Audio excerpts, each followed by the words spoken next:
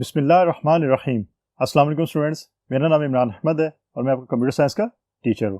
Students, आज हम grade 7 का यूनिट 8 का लास्ट लेक्चर देखेंगे, जो लेक्चर रिलेटेड है आपकी रिमेनिंग एक्सरसाइज से। तो ये स्टूडेंट्स, फिर आज का लेक्चर फॉर्मली स्टार्ट करते हैं। तो स्टूडेंट्स, ये आपका यूनिट नंबर 8 है, जिसका नाम है एडिटिंग इन माइक्रोसॉफ्ट एक्सेल। आज हम इसका लास्ट लेक्चर देखेंगे। अगर आपको प्रीवियस लेक्चर्स याद हो तो हमने प्रीवियस लेक्चर के अंदर क्या किया था, एक्सरसाइज को स्टार्ट किया था। आज हम इसको एंड करेंगे। लेकिन स्टूडेंट्स, अगेन एक्सरसाइज को सॉल्व करने से पहले आपको जो इससे रिलेटेड लेक्चर्स हैं हमारे, वो जरूर अच्छी तरह समझ आने चाहिए। उनका कॉन्सेप्ट आपके माइंड में होना चाहिए, तभी आप इन एक्सरसाइज के आंसर इजीली दे सकते हो। यहाँ पे कुछ एक्सरसाइज के जो क्वेश्चंस हैं उनके आंसर मैंने मेंशन कर दिए हैं, कुछ का मैंने आपको रेफरेंस दे दिया है जो आपकी बुक के पेज नंबर से रिलेटेड है। लेकिन आप उन पेज नंबर पे जो टॉपिक मौजूद है, उस टॉपिक से रिलेटेड जो हमारा लेक्चर था, उस लेक्चर को सुनिएगा और वहां से फिर आंसर खुद आइडेंटिफाई करके अपने वर्ड्स में अपने पास जो है उसको नोट डाउन कीजिएगा। तो स्टूडेंट्स, देखते हैं एक्सरसाइज डी में हमारे पास क्या है। Answer the following questions. Students, आपके एग्जाम्स के अंदर कुछ ऐसे क्वेश्चंस भी होते हैं कि आपको एक क्वेश्चन दे दिया जाता है और आपसे कहा जाता है इसका आपने आंसर लिखना है। शॉर्ट आंसर भी हो सकता है और आप इसके आंसर के साथ इसकी एग्जाम्पल्स भी जो आपसे पूछी जा सकती है। स्टूडेंट्स, पहला क्वेश्चन है डिफाइन ऑटोफिल। ऑटोफिल क्या चीज होती है? मैंने यहाँ पे उसकी डेफिनेशन लिख दी है, लेकिन आप ऑटोफिल से रिलेटेड जो लेक्चर है उसको भी एक दफा जरूर सुनिएगा, क्योंकि डेफिनेशन को याद करने के लिए आपको जो है उसको करना भी आना चाहिए। मीन ऑटोफिल कैसे परफॉर्म करते हैं ये आपको पता होना चाहिए। अगर आपको पता है कि आप ऑटोफिल कैसे परफॉर्म करते हैं तो आप उसकी डेफिनेशन इजीली याद रख सकते हो। लेकिन अगर आपने इसको करके नहीं देखा तो फिर आपको इसकी डेफिनेशन याद करना जो है उसमें मुश्किल पेश आ सकती है। इसकी फॉर्मल डेफिनेशन है, autofill is used to fill the cells with a predefined series of numbers and text. तो ये इसकी डेफिनेशन है, आप इसको याद रख सकते हैं। इसमें आपके पास कुछ predefined cells, fill, numbers and text, ये कुछ कीवर्ड्स है। आप इनकी बेस के ऊपर जो है इस डेफिनेशन को याद रख सकते हैं। लेकिन अगेन इस काम को आप करके अगर आपने देखा होगा तो फिर आपको इसको इजीली याद रख सकोगे। Number 2, what is the basic use of extend indicator? इसको इन शॉर्ट हम EXT का नाम भी देते हैं। तो it is used to select a range that is out of view. जो आउट ऑफ व्यू रेंज होती है उसको अगर आपने सिलेक्ट करना है तो आप एक्सटेंड इंडिकेटर की जो ऑप्शन है उसको यूज करते हैं, और हमने इसको यूज करके देखा भी था। तो अगेन इसका भी जो लेक्चर रिलेटेड टॉपिक था, हमने उसको जो डिटेल से देखा था, उसका कॉन्सेप्ट सुनिएगा, उस लेक्चर को सुनिएगा दोबारा, और वहां से अपने वर्ड्स के अंदर इसकी डेफिनेशन आप लिख सकते हैं। सिर्फ कॉन्सेप्ट चेंज नहीं होना चाहिए। अब स्टूडेंट, बात करते हैं कि नंबर 3 के ऊपर हमारा कौन सा क्वेश्चन अवेलेबल है। So let's see. So number 3, write the shortcut keys to select entire row and column. ये बात मैंने जब लेक्चर दिया था तब भी मैंने आपको डिटेल से कही थी, और आपको याद होगा कि मैंने कहा था कि आपने इसको याद रखना है, ये शॉर्टकट कीज कौन सी है, क्योंकि इन शॉर्टकट कीज को एग्जाम में बहुत ज्यादा पूछा जा सकता है। शिफ्ट प्लस स्पेस बार आप रो के लिए यूज करते हैं। मीन अगर आपने एंटायर रो को सिलेक्ट करना तो आप शिफ्ट प्लस स्पेस बार अपने कीबोर्ड से प्रेस करते हैं, और अगर आपने कॉलम को सिलेक्ट करना हो तो आप कंट्रोल प्लस स्पेस बार। अब याद रखिए कि दोनों में स्पेस बार आप यूज जरूर करते हैं, लेकिन रो के लिए आप शिफ्ट का कीवर्ड यूज करते हैं और कॉलम के लिए आप किसको यूज करते हैं, कंट्रोल का, जो आपके कीबोर्ड के ऊपर जो की मौजूद है। तो ये चीज आपने याद रखनी है। इनमें आपने कंफ्यूज नहीं होना कि आपने कंट्रोल रो में लिख देंगे तो गलत हो जाएगा और शिफ्ट अगर आप कॉलम में लिखते हैं तो वो गलत हो जाएगा। स्टूडेंट्स, इसको याद करने का तरीका भी मैं आपको बताया था, आप इजीली इसको याद रख भी सकते हैं। अब देखें, कॉलम के लिए control plus space bar. Control भी स्टार्ट होता है आपका किससे, C लेटर से, और कॉलम भी आपका स्टार्ट होता है C लेटर से। तो आप इसको इजीली याद रख सकते हैं कि कंट्रोल जो है वो कॉलम के लिए यूज होगा और आपका शिफ्ट जो है वो रो के लिए यूज होगा, क्योंकि आपके पास सिर्फ 2 ही कीवर्ड्स है। तो अगर एक आपका कीवर्ड जो है वो कॉलम के लिए यूज हो रहा है तो ऑटोमेटिकली जो दूसरा कीवर्ड होगा वो किसके लिए यूज होगा, वो आपका रो के लिए यूज होगा। तो यहां से आप इसको याद इजीली रख सकते हो। Number 4, define range. रेंज की डेफिनेशन हमने ये काम करके भी देखा था अपने लेक्चर्स के अंदर।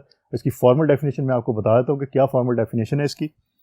व्हेन यू सिलेक्ट और highlight a block of cells, then the area formed by the block of cell is known as range of sales.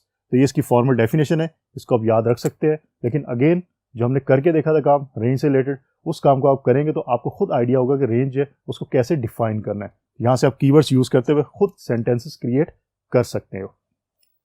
Number 5, how will you select multiple ranges of sales.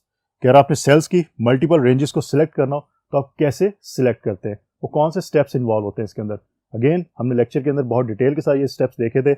आपके reference के लिए मैंने यहाँ पे आपकी text book का page number बता दिया है, पेज नंबर 99 के ऊपर आपको इसकी डिटेल मिल जाएगी। लेकिन मैं रिकमेंड करूंगा कि आप इससे रिलेटेड जो लेक्चर था उसको सुनिएगा, वहां से आंसर आइडेंटिफाई करें और अपने वर्ड्स में अपने पास लिख लीजिएगा। Number 6, how will you select an out of view range. Out of view range को आप कैसे सिलेक्ट करते हैं? आपको ये तो पता है कि आप किस चीज़ के थ्रू सिलेक्ट करते हैं, एक्सटेंड इंडिकेटर के थ्रू। कैसे करते हैं उसके लिए आपकी टेक्स्ट बुक का पेज नंबर 100 है, वहाँ पे इसकी डिटेल मौजूद है। लेकिन अगेन आप इससे रिलेटेड जो लेक्चर है उसको सुनिएगा और वहाँ से आंसर फिर अपने वर्ड्स में आप लिख लीजिएगा। Number 7, write the steps to name a range. कि आपने रेंज को अगर नाम देना है तो उसके कौन से स्टेप जो है वो उसके अंदर इन्वॉल्व होते हैं। तो स्टूडेंट्स ये भी अगेन आप पेज नंबर 102 के ऊपर आपको ये स्टेप्स मिल जाएंगे। बट रिकमेंडेशन ये है कि आप इससे रिलेटेड जो लेक्चर है उसको सुनिएगा और वहाँ से आंसर जो है उसको आइडेंटिफाई कीजिएगा। अब स्टूडेंट बात करते हैं कि क्वेश्चन नंबर 8 हमारे पास क्या है और उसका आंसर फिर हम कैसे आइडेंटिफाई कर सकते हैं। So let's see question number 8, write the steps to number 1 insert a column, number 2 delete a row, number 3 adjust column width. In fact एक क्वेश्चन के अंदर आपके पास 3 क्वेश्चन जो वो पूछे गए हैं। क्या कहा गया है कि आपने अगर इंसर्ट करना है कॉलम तो उसके स्टेप्स क्या हैं, आपने रो डिलीट करनी है तो उसके स्टेप्स क्या हैं, आपने एडजस्ट करना है कॉलम विड्थ को तो उसके स्टेप्स क्या हैं। स्टूडेंट्स आपको याद होगा लेक्चर्स के अंदर हमने ये काम करके देखे भी थे और वहाँ पे वो स्टेप्स जो है वो कौन कौन से थे हमने देखे थे। मैं आपको यहाँ पे रेफरेंस के तौर बता देता हूँ। अगर आपने कॉलम को इंसर्ट करना है तो आपकी टेक्स्ट बुक के पेज और 112 के ऊपर उसकी डिटेल मौजूद है। लेकिन अगेन रिकमेंड है कि आप उससे रिलेटेड जो लेक्चर है उसको सुनिएगा। नंबर 2 में अगर आपने रो को डिलीट करना है तो पेज 113 के ऊपर उसकी डिटेल मौजूद है। अगर आपने कॉलम की विड्थ को एडजस्ट करना है तो पेज 117 के ऊपर उसकी डिटेल मौजूद है। बट रिकमेंडेशन ये है कि आप उससे रिलेटेड लेक्चर सुने और वहाँ से जो स्टेप्स आपको बताए गए थे वो स्टेप्स आप अपने वर्ड्स के अंदर अपने पास उसको नोट डाउन कर लीजिएगा। Number 9, how autofill feature is used in Microsoft Excel. Autofill feature को आप कैसे यूज करते हैं माइक्रोसॉफ्ट एक्सेल के अंदर, ये हमने बेसिकली हमारा यूनिट था उसका लास्ट लेक्चर था उसके अंदर हमने ये चीज़ देखी थी। पेज नंबर 118 के ऊपर आपको उसकी डिटेल मिल जाएगी, वहाँ से आप स्टेप्स वो लिखे हुए हैं जो स्टेप्स आपको ये बताएंगे कि कैसे आप ऑटोफिल फीचर को माइक्रोसॉफ्ट एक्सेल के अंदर यूज़ कर सकते हो। लेकिन अगेन आप इससे रिलेटेड जो लेक्चर है उसको सुने और वहाँ से इन्फॉर्मेशन जो अपने वर्ड्स में अपने पास लिख सकते हैं। Last question is number 10, write the steps to insert cells in a worksheet. कि अगर आपने इंसर्ट करना हो सेल वर्कशीट के अंदर तो उसके कौन से स्टेप्स उसमें इन्वॉल्व हैं। फ्रेंड्स यहाँ पे एक बात आप गौर कीजिएगा कि मैंने आपको ये कहा था जब लेक्चर्स हमने लिए थे कि आपसे ये पूछा जा सकता है कि स्टेप्स इन्वॉल्व किस तरह होते हैं। मतलब आपने इंसर्ट करनी है रो, आपने इंसर्ट करना है कॉलम, आपने डिलीट करनी है रो, डिलीट करना है कॉलम, आपने इंसर्ट करने सेल्स, डिलीट करने सेल्स एंड एक्सेट्रा एक्सेट्रा। तो ये स्टेप्स जो है ये आपको पता होने चाहिए। अब ये स्टेप याद करना it's a very very difficult work कि आप इसको याद करो, आप इसको समझो कैसे कि आप इसको इंप्लीमेंट करके देखो माइक्रोसॉफ्ट एक्सेल के अंदर। मीन आप सेल्स को इंसर्ट करके देखो, आप रो को इंसर्ट करके देखो, आप रो को डिलीट करके देखो, कॉलम को इंसर्ट करके देखो, कॉलम को डिलीट करके देखो। जब ये काम आप बार बार करेंगे तो आपको वो स्टेप्स जो हैं वो याद हो जाएंगे। लेकिन अगर आपने प्रैक्टिकल काम नहीं किया होगा, आप इसको जुबानी सिर्फ याद करोगे, सुन के याद करोगे, तो फिर हो सकता है एग्जाम के अंदर आपको ये स्टेप्स भूल जाएं या आप कंफ्यूज हो जाओ। हो सकता है कि आप इंसर्ट सेल्स के जो स्टेप्स हैं उसके अंदर आप लिख दो जो इंसर्ट रो के स्टेप होते हैं, तो इस तरह आप जो गलत आंसर दे सकते हो। तो इसके लिए ये काम आपने लाजमी करके देखना है, तब आपको ये चीज़ें क्लियर होंगी। सो पेज नंबर 114 के ऊपर आपको इसकी डिटेल मिल जाएगी, वहाँ से आप इसकी डिटेल ले सकते हो। अब स्टूडेंट हम बात करते हैं कि हमारे पास जो नेक्स्ट एक्सरसाइज के अंदर क्वेश्चन है वो क्या है। एक्सरसाइज एफ के अंदर स्टूडेंट्स आपके पास एक क्विज है जिसमें कहा यह गया है कि आइडेंटिफाई द फॉलोइंग आइकॉन्स। कि आपको कुछ आइकॉन्स गिवन है आपकी बुक के ऊपर और उन आइकॉन्स के अगेंस्ट आपने ये बताना कि आइकॉन्स किस ऑप्शंस को शो कर रहे हैं या आइकॉन्स आपको क्या बता रहे हैं। तो सर इसका सोल्यूशन मैं आपको यहाँ पे स्क्रीन पे शो करवा रहा हूँ। आप देख सकते हैं कि जो आइकॉन्स आपकी बुक पे मौजूद हैं वो आइकॉन्स किस किस ऑप्शन को जो है वो रिप्रेजेंट कर रहे हैं। ये आंसर अपने पास नोट डाउन कर सकते हैं। तो फ्रेंड्स इस तरह आप एक्सरसाइज जो एफ है उसका आंसर भी आप ले सकते हो। अब फ्रेंड देखते हैं हमारे पास नेक्स्ट एक्सरसाइज के अंदर कौन सा क्वेश्चन अवेलेबल है और उसका फिर आंसर कैसे लिख सकते हैं। तो लेट्स सी। तो फ्रेंड्स एक्सरसाइज जी के अंदर आपके पास एक पजल जो है वो अवेलेबल है। अगर बुक्स आपके पास मौजूद है तो आप देख सकते हैं वो पजल आपके पास कैसा है। फ्रेंड्स उसमें ये कि आपको एक स्टेटमेंट दी गई है, आपने इसके अगेंस्ट इसका आंसर लिखना है। Like a collection of worksheet क्या होती है, आपने ये चीज़ मेंशन करनी है। लेकिन आपको एक पजल अवेलेबल है जो ग्रिड लाइन का है जिसमें रोज एंड कॉलम के अंदर आपको लेटर्स लिखे हुए नजर आते हैं। फ्रेंड्स उसके अंदर आपने आइडेंटिफाई करना है कि इस स्टेटमेंट का आंसर मौजूद है तो कहाँ पे मौजूद है, आपने उसको हाईलाइट करना होता है। मैं स्टूडेंट्स यहाँ पे आपको आंसर बताऊंगा, हाईलाइट आपने पजल के अंदर खुद से करके उसको देखना है। आप पजल के अंदर उसको ढूंढें, आपको मिल जाएंगे, ऐसा कोई इशू नहीं कि आपको वो ना मिल सके, क्योंकि जितने आंसर मैं यहाँ पे मेंशन करूँगा वो तमाम आंसर जो हैं आपके उस स्पेसिफिक पजल के अंदर मौजूद हैं। ये मैं आप पे छोड़ता हूँ कि आप लोग उसको जो है खुद से ढूंढें वहाँ से। मैं आपको यहाँ पे सोल्यूशन बता देता हूँ कि आंसर क्या होंगे और उन आंसर्स को फिर आपने पजल के अंदर खुद से आइडेंटिफाई करना है, और ये लाजमी कीजिएगा, आपके एग्जाम में ये क्वेश्चंस आ सकते हैं। स्टूडेंट्स, नंबर 1 है collection of worksheet.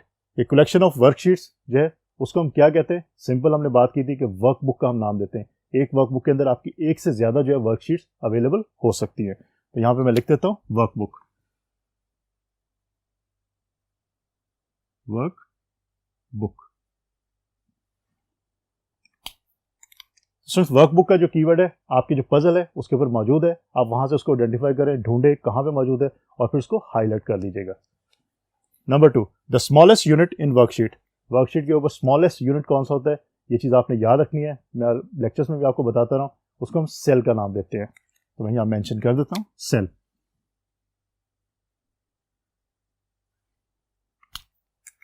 Number 3, cut, copy and paste commands are present in a group.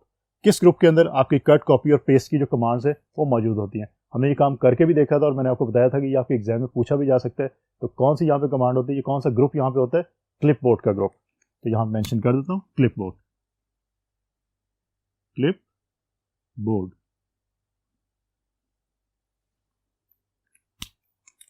Number 4, a group of adjacent sales क्या होते हैं?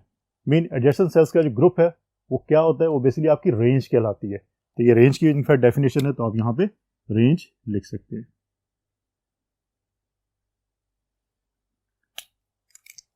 Number 5, the data is in the form of rose and columns. Students, आपको जो Microsoft Excel आप open करते हैं तो आपको वर्कशीट नजर आती है, और वर्कशीट के अंदर आपका जो डाटा है या आपको रोज एंड कॉलम्स के अंदर ही वर्कशीट नजर आ रही है। तो in fact the data is in the form of rose and columns किसके अंदर होता है? आपकी वर्कशीट के अंदर होता है। तो यहाँ पे आप आंसर में वर्कशीट लिखते हैं, worksheet. Number 6, data in vertical form. Worksheet के अंदर अगर आप वर्टिकल फॉर्म में डाटा लिखते हैं तो उसको हम क्या कहते हैं? याद रखिएगा, वर्टिकल फॉर्म आपकी ये फॉर्म होती है और ये फॉर्म होती है आपकी कॉलम, इसको हम कहते हैं। तो ये चीज आपने याद रखनी है, column.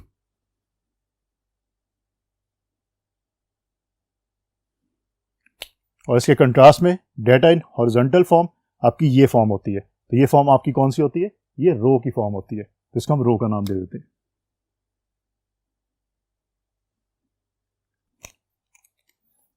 Number 8, a mathematical expression used to solve problems. Students, याद रखिए जहां मैथमेटिकल एक्सप्रेशन की बात है तो वहां पे आपके माइंड में लाजमी फार्मूला आना चाहिए, क्योंकि हमने बात की थी कि आप माइक्रोसॉफ्ट एक्सेल के अंदर फार्मूलाज को यूज कर सकते हैं, और फार्मूलाज किस लिए यूज होते हैं? मैथमेटिकल एक्सप्रेशन को यूज करने के लिए। तो यहाँ पे आपका जो आंसर आएगा वो फार्मूला होगा,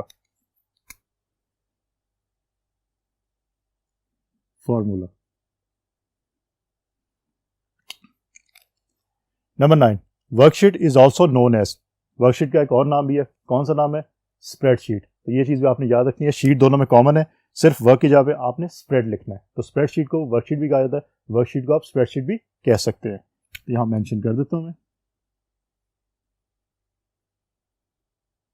स्प्रेडशीट। तो स्टूडेंट्स, ये आंसर आपके पास मौजूद है। इन आंसर्स को आप स्पेसिफिक जो आपका पजल है आपकी बुक में मौजूद है वहां पे आइडेंटिफाई करें और खुद हाईलाइट करके देखें कि इनका आंसर वहां पे किस जगह पे मौजूद है। ये तमाम आंसर्स उस जगह पे मौजूद हैं, उस पजल में मौजूद हैं। आइडेंटिफाई आपने खुद करने कहाँ पे मौजूद हैं, तो इसको याद रखिएगा, आपके एग्जाम में ये पूछा जा सकता है। तो स्टूडेंट्स, इनफैक्ट आज का जो हमारा लेक्चर था वो यूनिट 8 का लास्ट लेक्चर था, उसके एक्सरसाइज को आज हमने एंड कर दिया। स्टूडेंट्स, होपफुली आपको आज का लेक्चर अच्छी तरह समझ आ गया होगा। इंशाल्लाह अगली दफ़ा फिर नए लेक्चर के साथ दोबारा मुलाकात होगी। अपना बहुत सारा ख्याल रखिएगा। अल्लाह हाफिज़।